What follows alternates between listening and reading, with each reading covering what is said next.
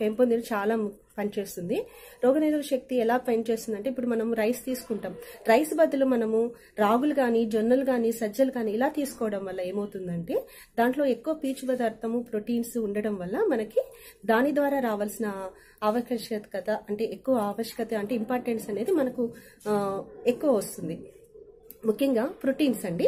Proteins అనేది మనము మామూలుగా పప్పులు అనేది మనం కందిపప్పు, మినపప్పు, శనగపప్పు ఇలా తీసుకుంటాం కదా. ఇలా కాకుండా మనము ఈ పప్పులు అనేది హై ప్రోటీన్ ద్వారా తీసుకోవాలి. అంటే పప్పుల రూపంలో ఎక్కువగా ప్రోటీన్ ఉండేది. ప్రోటీన్ ఎక్కువగా ఏముంటాయి, రాజ్మా, సోయా, చోలే ఇలాంటివన్నీ ఎక్కువ హై ప్రోటీన్స్ ఉంటాయి. ఇవి తీసుకోవడం వల్ల మనకి రోగనిరోధక శక్తి పెంచుకోవడంలో చాలా ఆవశ్యకత ఉంటుంది.